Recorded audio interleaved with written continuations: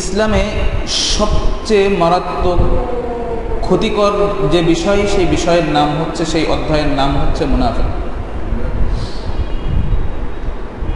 যুগে যুগে ইসলামের বিজয় যাত্রা যাদের কারণে থেমে গেছে, এরা মুনাফিক। মুসলিমদের মাঝে যে সাময়িক বিভক্তি তৈরি হয়েছে যুগে যুগে, এর মূলে রয়েছে মুনাফিক। মুসলিমদের মাঝে যে সমস্ত মতবাদ, বিভিন্ন ধরনের মতবাদ মাথাচাড়া দিয়ে উঠেছে, এর পিছনেও যাদের হাত রয়েছে তারা হলো মুনাফিক। বিশেষ করে যারা দাওয়াতের কাজ করে,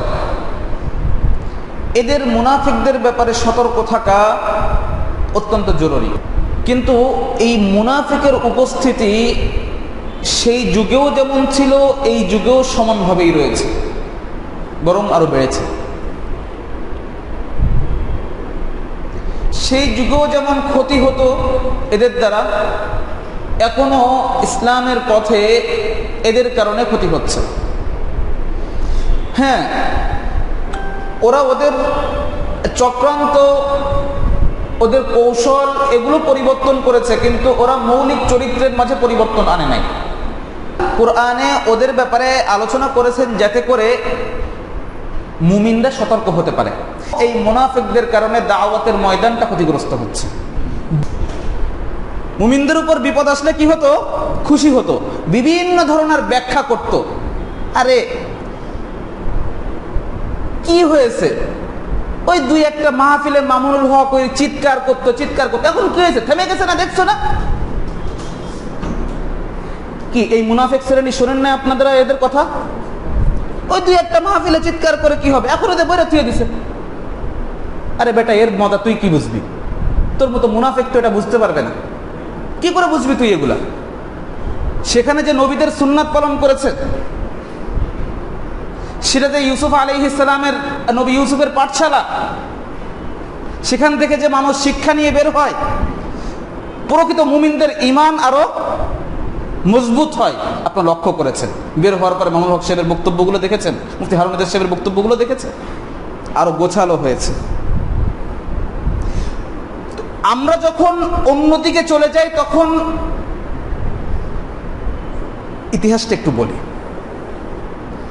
যখন তাতারদের আক্রমণটা মুসলিমদের উপর আসলো, হালাকু খান, চেঙ্গিস খানের সময়, তো ওই সময়ে একজন আলিমের কাছে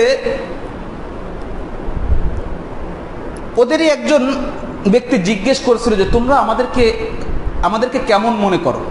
তো বলছে আমরা কুকুরের মতো মনে করি তোমাদেরকে। বলছে কেন?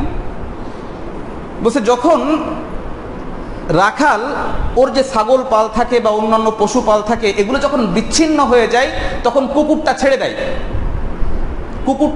কুকুরটা একটা ঘুল্লি দিয়ে আসে, আর ওই সবগুলো আবার কি করে? ওই সবগুলো আবার জায়গায় চলে আসে। তো আমরা তোমাদেরকে কুকুর মনে করি, কারণ আমরা দিন থেকে সরে গেছি। আল্লাহ তাআলা এই কুকুর পাঠিয়ে দিয়েছেন আমাদেরকে আবার দিনের পথে ফিরিয়ে আনার জন্য। জব মনে হয় বুঝতে পেরেছেন আপনারা। তো ঠিক আজকে যারা বন্দী করছে, আলেমদেরকে নির্যাতন করছে, আমরাও কুকুর মনে করি এদেরকে। কোন কারণে কুকুর মনে করি? যে এরা আমাদেরকে সঠিক দিন বুঝতে অনেক সময় সহায়তা করছে। এরা আল্লাহ এবং তার রসুলের প্রতি যে ঈমান, এই ঈমানটাকে মজবুত হওয়ার জন্য আরো কি করছে? আমাদেরকে সহযোগিতা করছে। ঠিক আল্লাহ তাআলা মুমিনদের উপর যেমন তাতারীদেরকে কি করে দিয়েছিলেন? চাপিয়ে দিয়েছিলেন। বুঝতে পেরেছেন বিষয়টা? ঠিক একই রকম শিক্ষা ওখান থেকেও ওই আলেম যে উত্তর দিয়েছিলেন, ঠিক একই রকম শিক্ষা আজকের নির্যাতনের ক্ষেত্রে, শুধু বাংলাদেশে নয়, গোটা বিশ্বে। সৌদিতে সব থেকে বেশি আলেম নির্যাতন হয়। হকপন্থী আলেমদেরকে সব থেকে বেশি নির্যাতন করা হয় সৌদি ভূখণ্ডে, সব থেকে বেশি নির্যাতন করা হয়। আমি সেই ভূখণ্ডের কথা বলছি। সেখানকার বাহিরে আপনি কোনো ভালো আলেম দেখতে পাবেন না যারা হকপন্থী। আপনারা অনেক নাম ধরে ধরে জিজ্ঞেস করতে পারেন যে উনি কি, এইসব নাম ধরে জিজ্ঞেস করার দরকার নেই। এতটুকু মাথায় রাখেন যে যদি কোনো একটা অংশে সরকারের অন্যায় সাপোর্ট আপনি না করেন, তাহলে আপনি বাইরে থাকতে পারছেন না। অন্যথায় আপনার বলতে হবে যে সরকার কোনো অন্যায় করে না, সৌদি সরকার। হয় আপনি শয়তানুন আখরাসের ভূমিকা পালন করেন, অর্থাৎ বোবা শয়তানের ভূমিকা পালন করেন, এই জন্য আপনি বাহিরে আছেন, অথবা আপনি সাপোর্ট করেন। উভয় অবস্থায় ক্ষতিকর। আপনি যদি মুসলিমদের উপর নির্যাতনের সময় আপনি যদি নিরপেক্ষ অবস্থান গ্রহণ করেন, তাহলে আপনি আসলে কাদের পক্ষে? জুলুম নির্যাতনের প্রশ্নে আপনি যদি চুপ থাকেন, তাহলে আপনি জালেমদের পক্ষে, মাজলুমের পক্ষে নন। এই মূলনীতিগুলো বুঝতে হবে। তো আজকে আমরা যাদেরকে দেখি, আর সত্যিকার সৌদির মানে প্রকৃত আহলে ইলম যারা, ওনারা বাহিরে নেই, আর যদি আসেন তাহলে ভিতর থেকে ঘুরে আসছেন।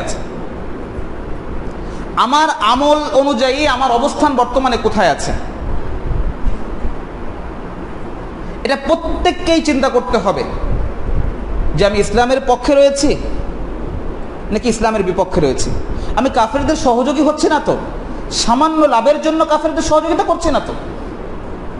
যখন এই সমস্ত কোকোকোলা, এরপরে 7 আপ, স্প্রাইট, এই সব কিছু যখন বর্জন করেছে মুমিনরা, তখন আমি কি সামান্য লাভের জন্য এগুলো আমার দোকানে রেখে দিচ্ছি, বা ওদের থেকে আমি বেশি লাভ করতে পারছি এই জন্য রেখে দিচ্ছি, কারণ ওরা ওগুলো এখন কম দামে দিয়ে দিচ্ছে?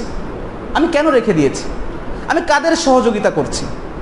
মুমিনদের বিপক্ষে কাফেরদেরকে কি করা? সহযোগিতা করা। এগুলো তাদের চরিত্র ছিল না? এগুলো মুনাফিকদের চরিত্র ছিল। তো আমি আপনি হয়তো এখনো কি করছি, সালাত আদায় করছি, সামনের কাতারে সালাত আদায় করছি, কিন্তু কোনোভাবে সহযোগী হয়ে যাচ্ছে কিনা। আমার যতটুকু সাধ্যের ভিতর ছিল, আমার যতটুকু কি ছিল, সাধ্যের ভিতর ছিল। আমি এই কথা বলছি না যে আমাদের সব সাধ্য রয়েছে, একেবারে পুরো সবকিছু করতে পারবো আমরা, এই কথা আমরা বলছি না। কিন্তু আমার যতটুকু সাধ্যের ভিতর ছিল, ওদেরকে বর্জন করা, কাফেরদেরকে অসহযোগিতা করা, যতটুকু ছিল আমি ততটুকু করছি কিনা, এ ব্যাপারে আমি তো অবশ্যই জিজ্ঞাসিত হব।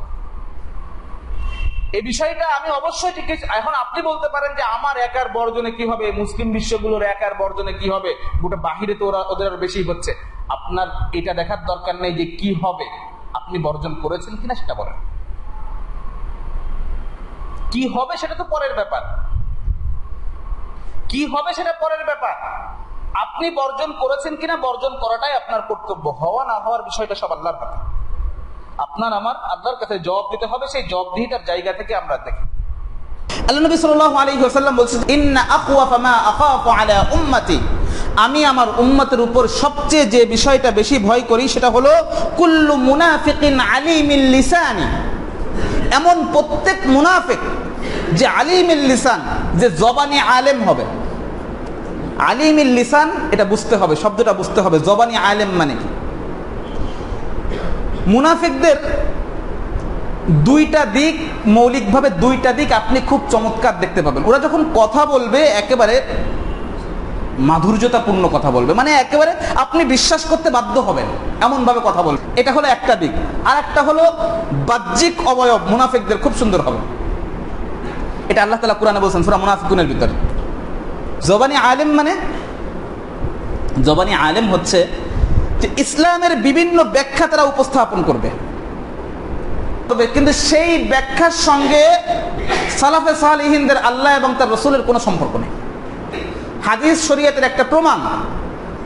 এটাকে যারা অস্বীকার করে এরা মুরতাদ, এরা কাফের, এদের ব্যাপারে সন্দেহ করাও কুফরি। এদের কুফরির ব্যাপারে বা এদের কাফের হওয়ার ব্যাপারে সন্দেহ করাও কুফরি। হক্কানিয়াতের ঠিকাদারি নেওয়া, অনেক কিছুই থাকবে, অনেক লিবাসদারি হবে, কিন্তু ইসলামের ব্যাখ্যা দিচ্ছে এমন যে ব্যাখ্যার সঙ্গে সাহাবা তাবেঈনদের কোনো সম্পর্ক নেই। আছে কিনা? হিজবুত তাওহীদ রয়েছে। এখন মুনাফিকদের ব্যাপারে সিদ্ধান্ত কি হবে? মুনাফিকদের ব্যাপারে সিদ্ধান্ত নিতে বলেছেন আল্লাহ তাআলা একযোগে। ওদের ব্যাপারে মুমিনদের মাঝে যেন কোনো মানে দ্বিমুখিতা না আসে, মুমিনদের ভিতরে যেন দুই রকম সিদ্ধান্ত না আসে। আল্লাহ বলছেন ফামা লাকুম ফিল মুনাফিকিনা ফিয়াতাইন। এই যে সাহাবী প্রজন্মটা, প্রত্যেক নবীর যুগে এই সাহাবী প্রজন্মটা অতিক্রান্ত হওয়ার পরে এরপরে আসে এক অপদার্থ প্রজন্ম। তারা যা বলে তা করে না, আর ওরা তাই করে যা তাদেরকে করতে নিষেধ করা হয়েছে। এরা কারা? ওই যে আলিমিল লিসান, বুঝতে পেরেছেন? অর্থাৎ যা বলে তা করে না, আর তাই করে যা তাদেরকে করতে বলা হয় নাই। আলিমিল লিসান, ওই যে জবানি আলেম, আল্লাহ নবী সাল্লাল্লাহু আলাইহি ওয়াসাল্লাম বলেন যে তাদের সর্বোচ্চ ঈমানের পরিচয়, যে তাদের সাথে হাত দ্বারা জিহাদ করবে ফাহুয়া মুমিন। ওমান জাহাদাহুম বিলিসানিহি, ওদের বিরুদ্ধে বলতেই থাকবে বলতেই থাকবে বলতেই থাকবে যতক্ষণ না এখান থেকে কণ্ঠনালীকে আলাদা করে দেওয়া হচ্ছে, ফাহুয়া মুমিন, সেও মুমিন। ওমান জাহাদাহুম বিকলবিহি ফাহুয়া মুমিন, যে তাদের বিরুদ্ধে অন্তর দ্বারা জিহাদ করবে, অর্থাৎ অন্তরে ঘৃণা নাই। এখানে এক জায়গায় দেখলাম অনুবাদ করেছে যে অন্তরে ঘৃণার মাধ্যমে জিহাদ করবে। আচ্ছা, যখন ওদের সাথে হাত দিয়ে জিহাদ করব তখন কি ভালোবাসবো মুনাফিকদেরকে, নাকি তখনও ঘৃণা করব? তাহলে ঘৃণা তো সবসময় থাকবে। মুনাফিকদেরকে কোনো মুমিন ভালোবাসতে পারে নাকি? ঘৃণা, ওদের প্রতি ঘৃণা বিদ্বেষ তো সবসময় থাকবে, যেটা আমাদের ইমানের অবিচ্ছেদ্য অংশ। এছাড়া তো আমাদের ইমানই হয় না। এজন্য ঘৃণা নয়, এটা হচ্ছে অন্তর দ্বারা জিহাদের অর্থ হচ্ছে অন্তরে অন্তরে পরিকল্পনা গ্রহণ করবে। হাত দিয়ে পারছে না, মুখ দিয়েও বলতে পারছে না, এই সাহস তার নাই, তো সে কি করবে? ইমানের সর্বনিম্ন স্তর আল্লাহর নবী বলছেন। কারণ এরপরে আল্লাহর নবী সাল্লাল্লাহু আলাইহি ওয়াসাল্লাম যে শব্দটা বলেছেন, ওয়ালাইসা ওয়ারাআ যালিকা মিনাল ঈমানি হাববাতু খারদাল, কঠিন কথা বলে দিয়েছেন আল্লাহর নবী। যে এরপরে আর এই যে তিনটা স্তর বলা হলো, এই তিন স্তরের পরে আর ইমানের কোনো স্তর নাই, এমনকি ইমানের সরিষাদানা পরিমাণও আর কোনো অবস্থান বাকি নেই। যে আপনি হাত দ্বারা করলেন না, জবান দ্বারাও করলেন না, অন্তরে অন্তরে এ সমস্ত ইসলামের অপব্যাখ্যাকারী,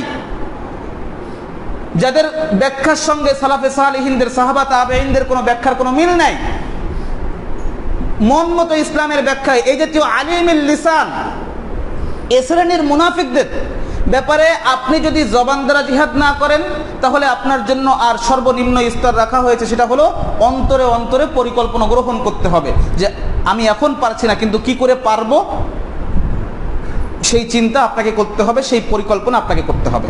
যদি আপনি এটাও না করেন, যদি আপনি এটাও না করেন, তো এরপরে যেটা বলা হচ্ছে, আল্লাহ নবী বলছেন যে ওয়ালাইসা ওয়ারাআ যালিকা মিনাল ঈমান হাববাতু খারদ, এরপরে আর সরিষার দানা পরিমাণও ঈমানের স্তর আর বাকি নাই। তার মানে এই তিন স্তরের কোনো একটা স্তরে যদি আপনি না আসতে পারি, তাহলে নিজের ঈমানের দাবি করা এটা মিথ্যা দাবি, আল্লাহ নবীর ভাষ্য অনুযায়ী।